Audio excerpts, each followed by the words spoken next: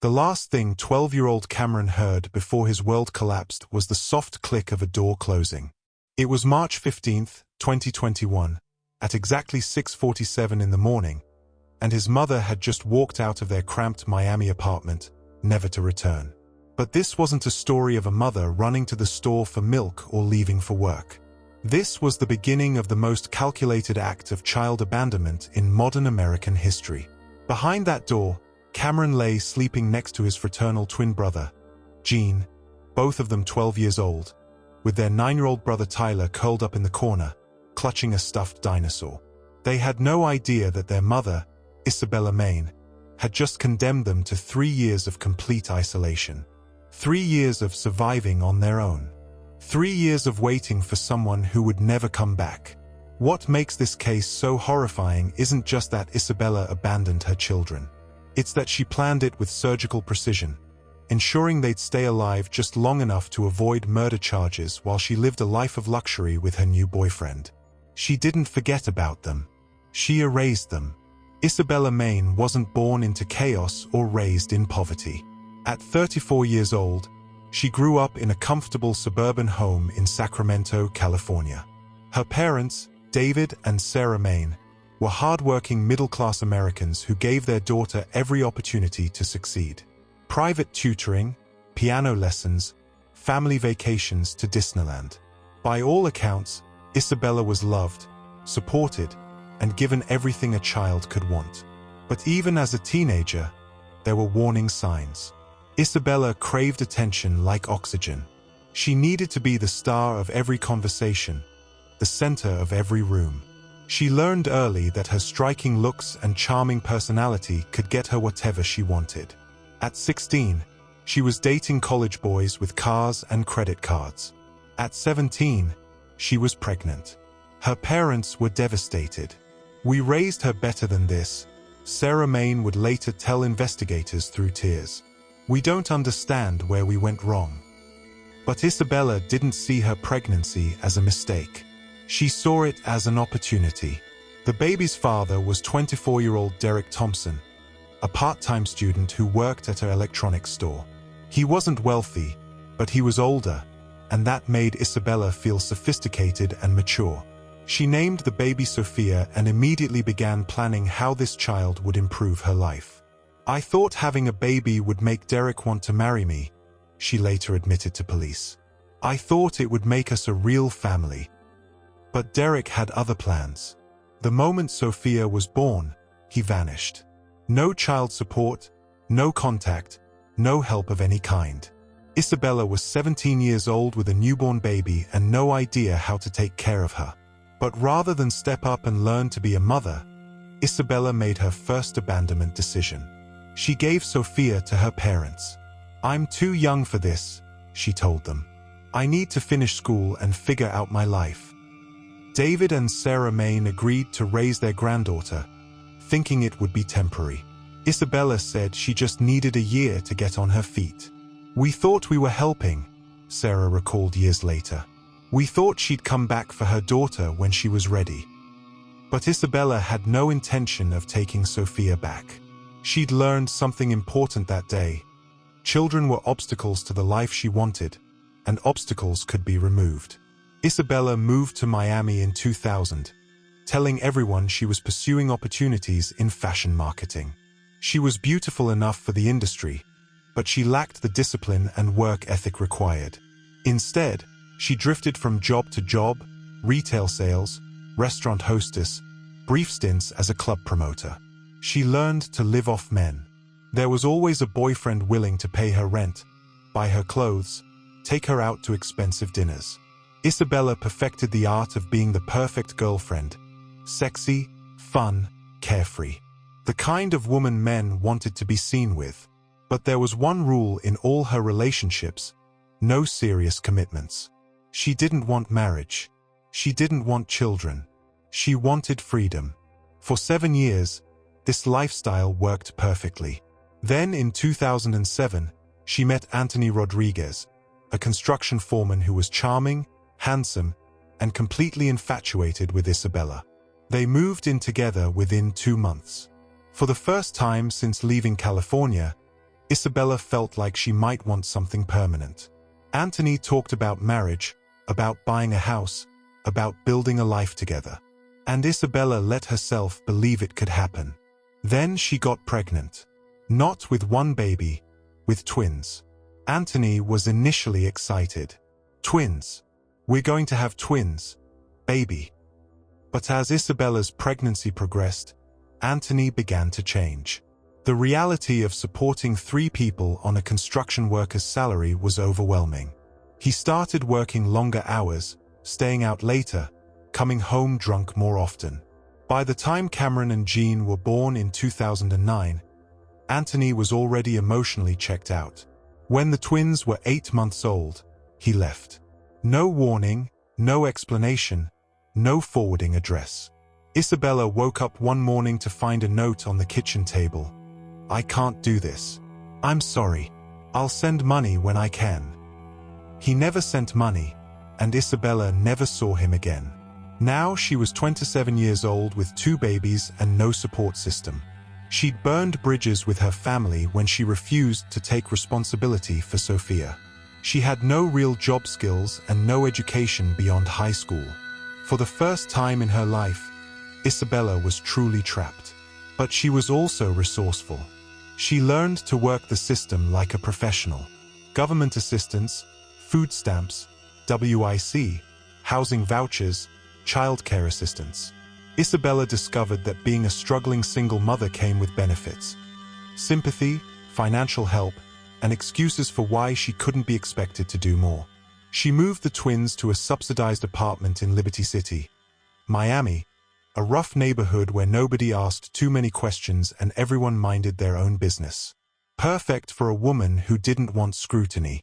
But Isabella still didn't want to be a mother. She saw Cameron and Jean as burdens, not blessings. When they cried, she felt annoyed, not concerned. When they needed attention, she felt trapped, not loving. When they got sick, she felt inconvenienced, not worried. The twins learned early that they couldn't depend on their mother for comfort or care. When they were hungry, they learned to make their own cereal. When they were scared, they learned to comfort each other. When they needed help, they learned to figure it out themselves. Isabella was physically present but emotionally absent. She spent her days sleeping off hangovers and her nights at clubs looking for her next boyfriend. The twins were often left with neighbors or locked in the apartment while Isabella went out. She'd come back smelling like cologne and alcohol. Those babies were raising themselves, recalled former neighbor Patricia Williams. If you're enjoying this story, kindly do us a favor and subscribe to our channel. It is free and won't cost anything, but it means the world to us. We're just a small channel trying to grow. Thank you, and back to the video. That woman was never really there for them. When the twins were 3 years old, Isabella met another man. This one was different. He had money, a nice car, and he made her feel special again. But there was a problem. He didn't want children. So Isabella got creative. She started leaving the twins with neighbors more often, sometimes for days at a time. She told her new boyfriend that she was between apartments and staying with friends. This arrangement worked for a few months until Isabella got pregnant again. This time with Tyler. The boyfriend disappeared the moment he found out, and Isabella was left with 3 children under the age of 5. By now, a pattern was clear. Isabella attracted men who didn't want children, and children scared away the men Isabella wanted. In her mind, there was only one solution: make the children less visible. Over the next few years, Cameron, Jean, and Tyler learned to be ghosts in their own home. They were quiet when Isabella brought men over. They stayed in their room when she was entertaining. They learned that their needs came last, always. Isabella perfected the art of hiding her children while still collecting benefits for them. She knew exactly what to say to social workers to avoid scrutiny. The children were homeschooled when they asked about school. They were shy when they asked why workers never saw them. They were with their father when visits were scheduled. Isabella had learned to game every system designed to protect children. And for years, it worked. Until 2021, when she met Benjamin Carter. Benjamin was everything Isabella had always wanted. 43 years old, successful landscaping business, beautiful house in an upscale neighborhood, and most importantly, he was looking for a serious relationship. But Benjamin had one non-negotiable requirement. "I don't do kids," he'd been clear from their first date. "I'm at a stage in my life where I want to focus on my partner. I don't want to be anybody's stepfather." Isabella saw her chance for the life she'd always dreamed of. But there was a problem. She had 3 children. Cameron and Jean were now 12 years old. Tyler was 9. They couldn't be hidden anymore. They were too old, too aware, too present. So Isabella made a decision that would destroy their lives forever. If she couldn't hide her children, she would erase them. She would create a new identity for herself. A woman who had never been married, never had children, never had responsibilities. She would start fresh, and Cameron, Jean, and Tyler would simply disappear. The planning began in January 2021. Isabella researched automatic bill pay systems. She looked into grocery delivery services.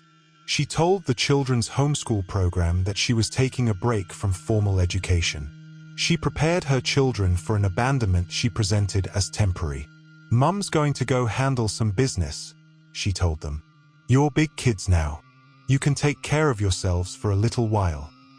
She made it sound like an adventure, an opportunity for them to prove how mature they were. She never told them it would be forever. On March 15, 2021, Isabella Main looked at her 3 children for the last time. She felt no sadness, no regret, no maternal instinct. She felt relief. Finally, she could live the life she'd always wanted without the burden of children she'd never wanted in the first place. At 6:47 a.m., Isabella stood in the doorway of her children's bedroom, watching them sleep. But this wasn't a loving mother checking on her babies. This was a woman saying goodbye to the obstacles in her life. She'd been planning this moment for weeks. The automatic food delivery service was set up using her government assistance card. The rent was arranged to be automatically deducted from a joint account she'd opened with Benjamin. He thought it was for a storage unit. She'd even practiced the lie she would tell Benjamin about her past. Everything was in place for her new life, the life where Cameron, Jean, and Tyler didn't exist. She walked to the kitchen and scribbled a note on a piece of paper. "Gone to handle some business. Food coming every Tuesday. Rent paid. Utilities paid automatic. Don't answer the door for nobody. Don't go outside. Back soon. Mum."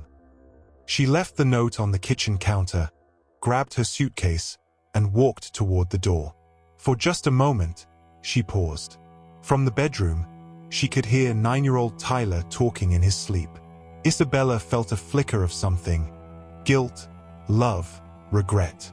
But then her phone buzzed. A text from Benjamin. "Can't wait to start our new life together, baby. You ready?" And just like that, whatever maternal feeling she might have had was gone. She walked out the door, locked it behind her, and drove away. She never looked back. The children woke up around 9 a.m. to silence. This wasn't unusual. Mum was often gone in the mornings, sometimes not coming home until the next day.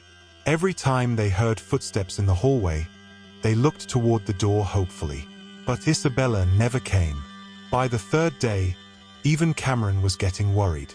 Mom had been gone for long periods before, but she usually called.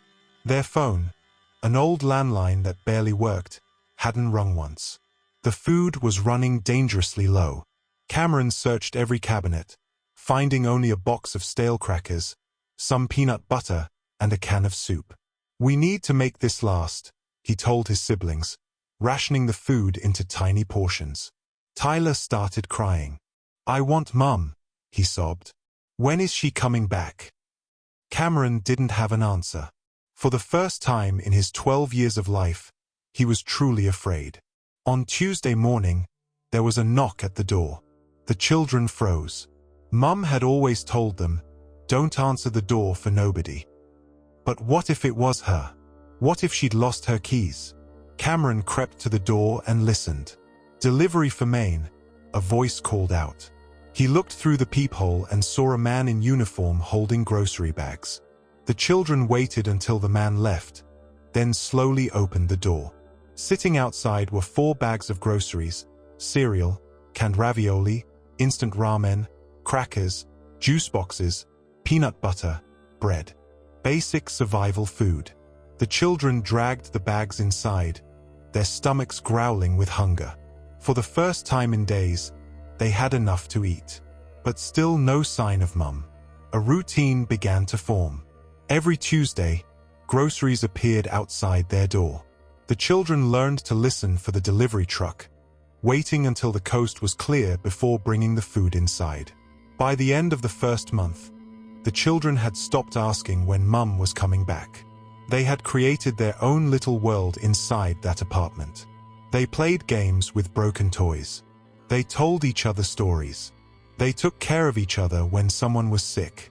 But they were also starting to deteriorate. Without proper nutrition, they were losing weight, developing rashes and infections, and they were falling behind academically. They were forgetting how to communicate with the outside world. Cameron was trying his best to be the adult, but he was still just a 12-year-old boy. He was learning adult responsibilities without any adult guidance, and it was breaking him. They spent most of their days sleeping. When they were awake, they barely spoke to each other. The joy had gone out of their lives. They were surviving, but they weren't living. By the 6th month, the children had almost completely withdrawn from reality. They barely ate even when food was available. They slept most of the day and wandered the apartment like ghosts at night. They communicated mostly through gestures and grunts. The outside world had become foreign to them. When they heard voices in the hallway, they were afraid.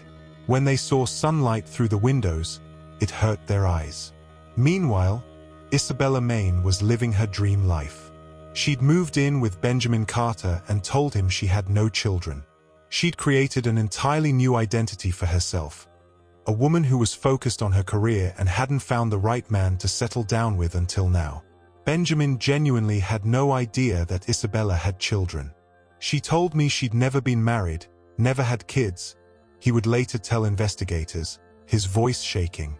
"She said she was focused on her career and building her life."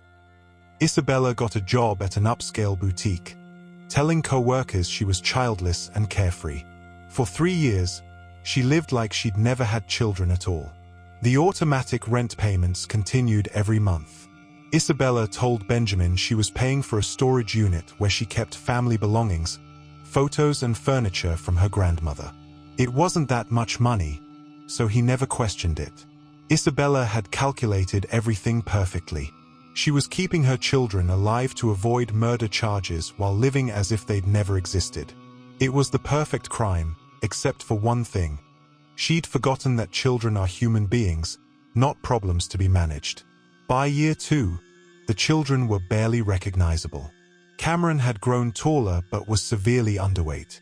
His hair hung to his shoulders in thick, matted clumps. His fingernails were over an inch long, curved and yellowed. He looked like a feral child. Jean was in even worse condition. Always smaller than his twin, he'd wasted away to almost nothing. His clothes hung off him skeletal frame like rags. Tyler, now 11, looked like he was 7 due to severe malnutrition. But they were still alive, still waiting, still hoping that someday, Mama would come back. But on February 20th, 2024, exactly 1,095 days after Isabella Maine walked out, someone finally noticed.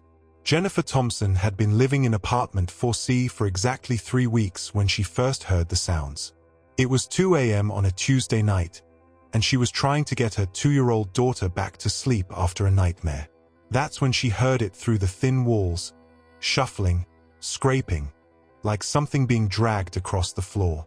But no voices, no conversation, no normal sounds of human activity. Jennifer pressed her ear to the wall that separated her apartment from 4B. The sounds continued, movement, but not normal movement. It sounded almost animal-like. Over the next few days, the sounds continued. Always at night, always strange, always unsettling. Jennifer started paying attention to the apartment next door during the day. She never saw anyone come or go, never heard normal sounds. No TV, no music, no conversation. Never saw lights in the windows. It was like the apartment was empty. But then why were there sounds at night? Jennifer was a mother who had learned to trust her instincts, and her instincts were telling her something was very wrong. She started asking other neighbors about apartment 4B. "Oh, that's the Main's place," said Mrs. Davis from 4A. "Isabella Main and her kids." "How many kids?" Jennifer asked. "3, I think. Haven't seen them in a while, though." "What do you mean, a while?" Mrs. Davis shrugged. "Months, maybe years? That woman was always coming and going. Never was much of a mother, if you ask me." On February 19, 2024, exactly 3 years after Isabella Main walked out, Jennifer heard something that made her blood run cold. Crying. Not the crying of an adult, the crying of a child. Soft, muffled, heartbreaking sobs coming through the wall. Jennifer grabbed her phone and called 911. "I need to report a welfare check. I think there are children in the apartment next to me, but I never see any adults." "What's the address?" Jennifer gave the address and apartment number. "How long have you been hearing these sounds?" 3 weeks since I moved in, but my neighbors say they haven't seen the family in years. We'll send someone to check it out." On February 20th, 2024, at 8:30 a.m., officers Lisa Santos and Robert Kim stood outside apartment 4B. They'd seen everything in their combined 25 years on the force, but nothing could have prepared them for what they were about to discover. Officer Santos knocked on the door. "Miami Police. We're doing a welfare check." Silence. She knocked again, harder. This time they heard something, a shuffling sound, like someone dragging their feet across the floor. Then a voice, small and frightened, barely audible, "Go away." The officers exchanged a look. That was definitely a child's voice. "Sweetie, we're police officers," Santos called out. "We just want to make sure you're okay. Can you open the door?" "No." The voice was firmer now. "Mama said never open the door for nobody." "Where's your mama, honey?" A long pause. "She's not here." "When did you last see her?" Another pause, even longer. "I don't remember." Officer Kim stepped closer to the door. "Son, what's your name?" "Cameron." "How old are you, Cameron?" 15. Both officers were shocked. That voice sounded much younger than 15. "Are there other children in there with you?" "My 2 brothers." "What about adults? Are there any grown-ups in there?" The longest pause yet. "Mum's not here." "When did she leave?" "I don't know. A long time ago." The officers knew they had a serious situation. After what felt like an eternity, they heard the slow scraping of a chain being removed, the click of a deadbolt turning, the creak of a door slowly opening. And then Officer Santos had to cover her mouth to keep from gasping. Standing in the doorway was a teenage boy who looked like he'd been raised by wolves. His clothes were rags that barely covered his skeletal frame. At 15 years old, Cameron looked like he was 11 due to severe malnutrition. His skin was covered in dirt, rashes, and open sores. But it was his eyes that broke their hearts. They were the eyes of someone who had given up hope long ago. Behind him, 2 other figures cowered in the shadows. A boy who looked smaller than him, and a smaller boy who was gripping a filthy stuffed animal and staring at the officers with wide, terrified eyes. The smell that wafted out of the apartment was overwhelming. Human waste, rotting food, decay, death. It was the smell of children who had been forgotten by the world. "Jesus Christ," Officer Kim whispered under his breath. He immediately called for backup, paramedics, and child protective services. Within minutes, the apartment was swarming with officials, but the children were terrified of all the adults suddenly filling their space. They huddled together in a corner, communicating through grunts and gestures. As investigators began documenting the scene, the true horror of what had happened became clear. The apartment was uninhabitable. Detective Rachel Martinez arrived on the scene and immediately began investigating. Her first question was obvious. Where was Isabella Maine? The rent was being paid automatically from a joint bank account, Isabella Maine and Benjamin Carter. A quick search revealed that Benjamin Carter owned Carter Landscaping, a successful business in Coral Springs. The address led to an upscale neighborhood, a world away from the squalor where the children had been found. Bank records painted a disturbing picture. While her children were suffering in that apartment, Isabella had been living a life of luxury. The financial trail led Martinez directly to Benjamin Carter's address. On February 25, 2024, 5 days after the children were discovered, Detective Martinez stood outside a beautiful house in Coral Springs, steeling herself for what she was about to uncover. The house was impressive: 4 bedrooms, 3 baths, swimming pool, 3-car garage. A brand new BMW sat in the driveway. This was where Isabella Maine had been living while her children slowly died in squalor. Martinez knocked on the door. It was answered by a well-dressed woman with perfect hair and fresh manicures. Isabella Maine looked like she'd just stepped out of a magazine. "Can I help you?" Isabella asked with a smile. "Isabella Maine?" "Yes. I'm Detective Martinez with Miami PD. We need to talk." Isabella's smile faltered slightly, but she maintained her composure. "Is everything okay?" When was the last time you saw your children?" The color drained from Isabella's face. She knew it was over. If you're enjoying this story, kindly do us a favor and subscribe to our channel. It is free and won't cost anything, but it means the world to us. We're just a small channel trying to grow. Thank you, and back to the video. "What children?" Martinez couldn't believe what she was hearing. "Your children, Cameron, Jean, and Tyler Maine. When did you last see them?" "I can explain. You're under arrest for child abandonment and neglect." As the handcuffs clicked around her wrists, Isabella finally broke down. But she wasn't crying for her children. She was crying for herself. "I paid the rent," she screamed as Martinez put her in the police car. "I made sure they had food. I didn't abandon them." But everyone who heard those words knew the truth. Isabella Maine had abandoned her children in the worst possible way. She'd kept them barely alive while erasing them from her life. Back at the station, Detective Martinez sat across from Isabella Maine in a small, windowless room. Gone was the confident, well-dressed woman from Coral Springs. Isabella looked small, frightened, and cornered. "Isabella, your children were found in conditions that most people wouldn't keep animals in," Martinez began. "They're 15, and 12 years old, and they can barely speak in complete sentences. I made sure they had food once a week. I was going to come back." "When, Isabella?" "It's been 3 years. 3 years."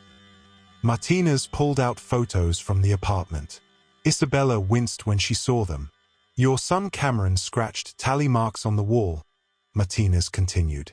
1,095 marks. "He was counting the days until you came back. Did you know he tried to call you?" Isabella's eyes widened. "He called you 6 times in the first 3 months. You never answered. You never called back." Tears began streaming down Isabella's face. "Tell me, how does a mother do that? Tell me how you sleep at night knowing your children are suffering while you're living in a mansion." Finally, Isabella broke down and told the truth.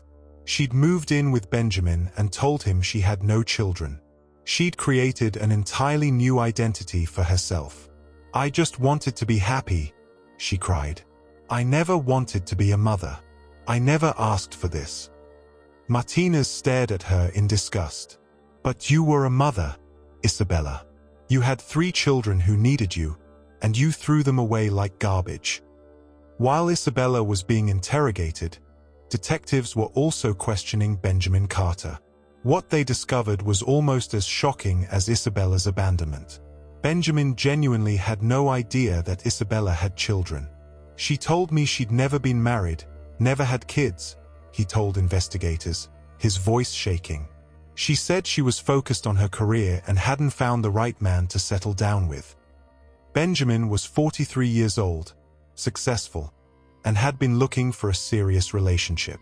"I was clear from the beginning that I didn't want to be anyone's stepfather," he explained. "I wanted a partner, not a ready-made family." Isabella had been so convincing in her lies that Benjamin never suspected the truth. "She worked late sometimes, said she was covering shifts at the boutique," he continued. "She got phone calls she said were from her boss. She never acted like someone who had children depending on her." When investigators asked about the rent payments, Benjamin was confused. "She told me she was paying for a storage unit where she kept family belongings," he said. "It wasn't that much money, so I never questioned it."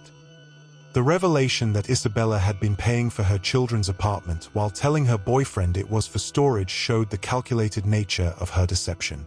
"If I had known those kids existed, I would have called the police myself," Benjamin told investigators, tears in his eyes. "No child deserves what they went through." As the investigation continued, more evidence emerged of Isabella's callous indifference. As prosecutors built their case, they knew they had an airtight conviction. The evidence was overwhelming. The note Isabella left proving premeditation, the financial records showing her lavish lifestyle, the medical records showing the severe damage done to 3 innocent children. Isabella Maine was going to prison for a very long time. The trial began 6 months later. Isabella's defense attorney tried to argue that she suffered from postpartum depression and abandonment issues from her own childhood. But the evidence was too overwhelming, the cruelty too calculated, the suffering too severe. The jury deliberated for less than 2 hours. Guilty on all counts. At sentencing, Judge Patricia Williams didn't mince words. "Ms. Maine, in my 30 years on the bench, I have never seen such calculated cruelty toward children. You didn't abandon your children in a moment of desperation or mental illness. You planned their suffering smartly. You kept them alive just enough to avoid murder charges while you lived a life of luxury." The judge's voice grew stronger as she continued. "You robbed these children of their childhood, their health, their ability to trust, and their basic human dignity." Isabella sat stone-faced throughout the sentencing, showing no remorse even as her children's medical reports were read aloud. Cameron had suffered permanent developmental delays. Jean required extensive dental work and psychological treatment. Tyler, at 12 years old, had the emotional development of a 6-year-old and still couldn't speak in full sentences. "The state recommends life in prison without the possibility of parole," Prosecutor Foster announced. "This defendant has shown she is incapable of rehabilitation and poses a continued threat to any children who might come into her care." Judge Williams agreed. "Isabella Maine, I hereby sentence you to life in prison without the possibility of parole for aggravated child abandonment, child endangerment, and child abuse. Additionally, you are ordered to pay $500,000 in restitution for the medical and psychological care these children will require for the rest of their lives." The gavel came down with finality. Isabella Maine would never again have the opportunity to hurt a child. But what happened to Cameron, Jean, and Tyler? The children were placed in the care of experienced foster parents, Robert and Linda Harrison, a couple who had dedicated their lives to helping severely traumatized children. The Harrisons had fostered over 50 children in their 20-year career, but even they were shocked by the condition of the Maine children. The real question isn't just how Isabella could do this, it's how we all let it happen. But there's hope in this story too. Justice was served when 3 broken children were given the chance to heal and to grow. As you go about your life, pay attention to the children in your community. The kids you never see playing outside. The families that seem isolated. The children who might be waiting for someone to notice they exist. Don't assume someone else is watching. Don't assume someone else will step in. Because somewhere right now, there might be another Cameron, Jean, and Tyler waiting for someone to save them before it's too late. If this story moved you, if it opened your eyes to the children who might be invisible in your own neighborhood, then please share it. Hit that like button and subscribe because every share could reach someone who needs to hear this message. Every view could save a child's life. Remember, it only takes one person, one neighbor like Jennifer Thompson, to notice that something isn't right. Be that person. Be the voice for the voiceless. Be the hope for the hopeless. Because every child deserves better than what Isabella Maine gave her 3. And every child deserves someone who will fight for them when they can't fight for themselves.